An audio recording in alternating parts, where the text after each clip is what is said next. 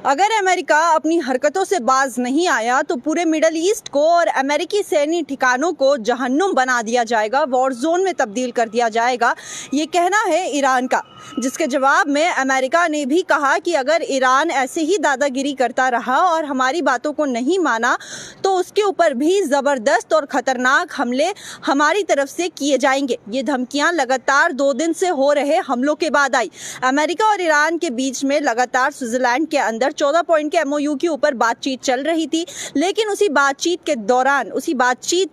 होने के ही वक्त कुछ ऐसे मसले उठे जिसके बाद ईरान पूरी तरीके से खफा हो गया और उस बातचीत को छोड़कर वॉकआउट करके चला गया। और उसके बाद ईरान और अमेरिका के बीच में हमने लगातार 2 दिन से खतरनाक एयर स्ट्राइक्स और एयर हमले हमने देखे, मिसाइलों से ड्रोन अटैक्स, तमाम तरीके के दोनों तरफ से इक्वली लेवल के अटैक्स हमने देखे, जहां पर ईरान ने जितने भी अमेरिकी एलाइज है, चाहे वो बहरीन में हो, कतर में हो, कुवैत में हो, वहां पे बहुत बड़े ज़बरदस्त और ख़तरनाक हमले किए। वहीं पे अमेरिका भी चुप नहीं बैठा। अमेरिका ने भी लगातार ईरान के जो कोस्टल एरियाज़ है, जो आइलैंड्स है, जहाँ पे उसके सारे रडार सिस्टम है, एयर डिफेंस सिस्टम है, तमाम ऐसी चीज़ें हैं, वहाँ पे लगातार 2 दिन तक बड़े और ख़तरनाक हमले किए। इन 2 बड़े ख़तरनाक हमलों के बाद पाकिस्तान और कतर वापस मीडिएटर की तरह बीच में आ गए, दोनों देशों को समझाने की कोशिश की और वापस इन दोनों देशों को राज़ी किया कि वापस से आप बातचीत करो, कम से कम जो बातचीत एमओयू के ऊपर चल रही है उसके ऊपर उस बातचीत को कंटिन्यू करो।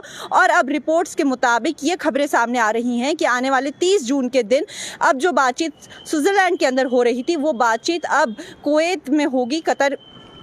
माफ़ कीजिएगा, कतर के दोहा में होंगी, जहां पे अब पाकिस्तान ने और कतर ने मिलके ईरान को राज़ी किया है कि वो कम से कम ये इमरजेंसी टॉक के लिए माने और इसके ऊपर बातचीत करे। इसमें हम आपको ब्रीफ में पूरा ये मामला समझाते हैं कि ये हुआ क्यों, क्योंकि जहां तक सभी को पता है कि स्विट्ज़रलैंड के अंदर 14 पॉइंट का एमओयू साइन हुआ, एमओयू के ऊपर बातचीत चल रही थी और उसी के वक्त, उसी दौरान इतने बड़े हमले हमें देखने को मिले। दुनिया को वापस से ऐसा लगा कि अमेरिका और ईरान के बीच में दोबारा से जंग शुरू हो गई है और अगर दोबारा से इन दोनों देशों के बीच में जंग शुरू हो जाती है तो वो थमने का नाम नहीं लेगी और महंगाई, तेल के प्राइसेस ये वापस अपनी जो चरम सीमा है उसको पार कर जाएंगे और वापस दुनिया एक बहुत बड़े संकट में, एक क्राइसिस में आ जाएगी। इसी को हम पूरी तरीके से हम आपको बताने की कोशिश करते हैं कि ईरान और अमेरिका बातचीत कर रहे थे। ईरान और अमेरिका स्विट्जरलैंड में जो बातचीत कर रहे थे वो न्यूक्लियर प्रोग्राम्स और मिसाइलों के ऊपर बातचीत होने वाली थी, लेकिन अमेरिका ने वहां पर स्ट्रेट ऑफ हार्मोज का जिक्र किया। आर्टिकल 5 जो एमओयू के 14 पॉइंट में आर्टिकल 5 आता है जिसमें स्ट्रेट ऑफ हार्मोज के ऊपर बातचीत होनी थी, लेकिन अभी फिलहाल वहां पे मिसाइलों के ऊपर, न्यूक्लियर सिस्टम पे बातचीत हो रही थी। अमेरिका ने उस बातचीत को छोड़ के सीधा स्ट्रेट ऑफ हार्मोज के टॉपिक पे जंप किया और उसके बाद स्ट्रेट ऑफ हार्मोज के टॉपिक को इशू किया। हम आपको ये भी बता दें कि ईरान के पास, IRGC के पास 30 दिन का एग्रीमेंट साइन हुआ था कि जो ये 60 दिन का एमओयू है उसमें से 30 दिन ईरान के पास वो हक है कि वो स्ट्रेट ऑफ हार्मोज पे अपना कंट्रोल करे। इसका ये मतलब है कि स्ट्रेट ऑफ हार्मोज से जो भी शिप गुजरेगी उसको ईरान की परमिशन लेनी होगी, लेकिन अमेरिका इस चीज़ से बिल्कुल खफा था। अमेरिका चाहता है कि ईरान से परमिशन लेने की ज़रूरत ना पड़े और उसके बाद अमेरिका ने ये भी कहा कि हमने एक नया रास्ता बनाया है जो ईरान को बाईपास करे और ईरान को ये सुन के बहुत बुरा लगा। ईरान को लगा कि उसके साथ धोखेबाजी हो रही है और ये गलत है और ऐसा नहीं होना चाहिए। तो फिर क्या था, ईरान और अमेरिका के बीच में स्ट्रेट ऑफ हार्मोज के मुद्दे को लेकर बहसा-बहसी हुई, गरम हॉट डिस्कशंस हुए और इसके बाद ये बहुत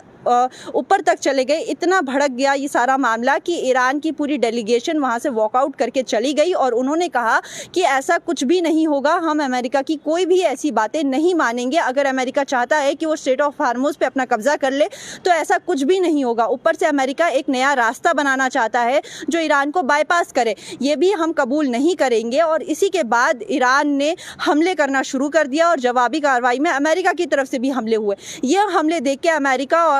माफ़ कीजिएगा, पाकिस्तान और कतर वापस से घबरा गए और उन्होंने कहा कि अगर ऐसा कुछ वापस से होता है तो दुनिया के लिए एक बड़ी संकट आ सकती है। और इसी को मद्देनज़र में रखते हुए दोनों देशों ने ईरान को राज़ी किया कि वो 30 जून को एक इमरजेंसी जो ये पीस टॉक की मीटिंग है इसमें शामिल हो और वापस से इसके ऊपर बातचीत करे और कोई एक आसान रास्ता निकाले। हम आपको ये भी बता दें कि लगातार 2 दिन तक जो ईरान और अमेरिका के बीच में ये हमले हुए, उसकी वजह से इंटरनेशनल लेवल पे जो तेल की कीमतें हैं वो वापस से ऊंची चली गई। जो एक लेवल पे आई थी, एक बार के लिए लेवल पे आई थी, वो जो प्राइसेस है वो वापस से आसमान छूने लगी हैं। वापस से जो इकोनॉमिक जो कह सकते हैं संकट, वो देश दुनिया में हर तरफ दिखाई दे रहा है। तो अब 30 जून को जो मीटिंग होने वाली है कतर के अंदर, वहाँ पे ये देखना है कि अब ये इस बात पे